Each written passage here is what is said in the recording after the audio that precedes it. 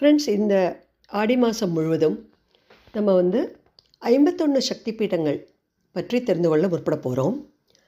சக்தி பீடங்கள் பற்றி பிரேமாவதி மாமி ஆல்ரெடி ஒரு பெரிய டிஸ்கோர்ஸ் கொடுத்துருந்தா.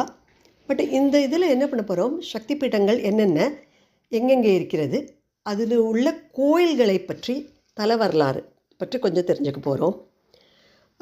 உங்களுக்கெல்லாம் தெரியும் எப்படி இந்த சக்தி பீடங்கள் ஏற்பட்டது என்று.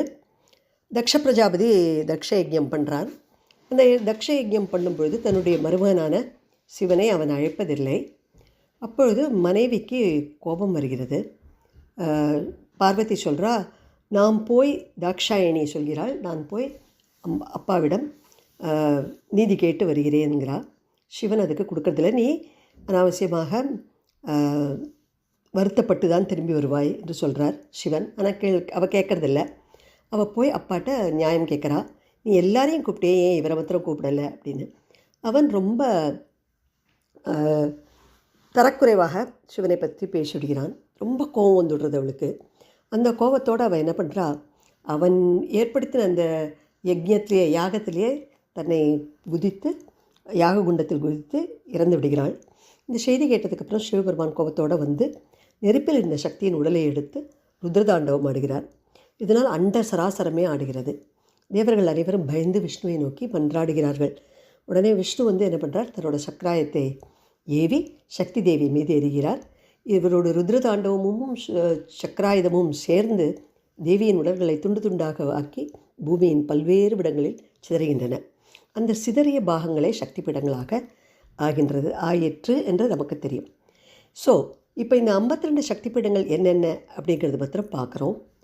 முதலாவது காமாட்சி, காஞ்சிபுரம் காமகோட்டி பீட்டம். இரண்டாவது மீனாட்சி, மதுரை மந்திரினி பீட்டம். முதல் 18 I'm going to tell about Tamil Nadu. முதல் காமாட்சி, காஞ்சிபுரம் காமகோட்டி பீட்டம். இரண்டாவது மீனாட்சி, மதுரை மந்திரினி பீட்டம். மூன்றாவது பர்வதவர்தினி ராமேஸ்வரம் சேது பீட்டம். நாலாவது அகிலாண்டேஸ்வரி திருவானைக்கா ஞானபீட்டம். ஐந்தாவது அபிதகுஜாம்பாள் திருவண்ணாமலை அருணை பீட்டம். ஆறாவது கமலாம்பாள் திருவாரூர் கமலை பீட்டம். 7 பகவதி அம்மன் கன்னியாகுமரி குமரி பீட்டம். 8 மங்களாம்பிகை கும்பகோணம் விஷ்ணு சக்தி பீட்டம்.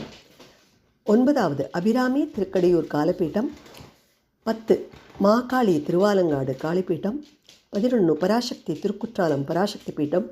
12 லலிதா ஈங்கோயமலை குளித்தலை சாயாபீட்டம். 13 விமலை உலகநாயகி பாபநாசம் விமலை பீட்டம். 14 காந்திமதி திருநெல்வேலி காந்தி பீட்டம். 15 பிரம்ம வித்யா திருவெண்காடு பிரணவ பீட்டம். 16 தர்மசம்வர்தினி திருவையாறு தர்மபீட்டம்.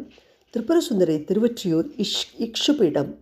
18 மகிஷமர்தினி தேவிப்பட்டினம் வீரசக்தி பீடம். Total 18 in Tamil Nadu.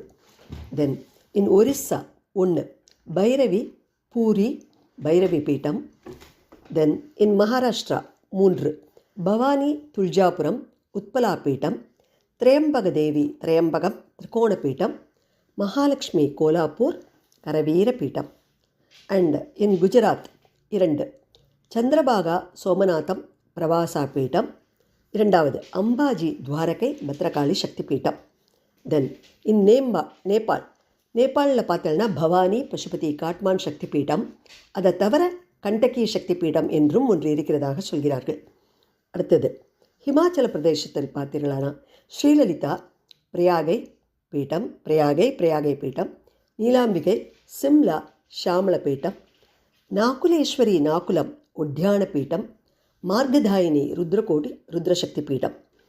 அப்புறம் கர்நாடகாவில் சாமுண்டேஸ்வரி மைசூர் சம்பப்ரத பீட்டம்.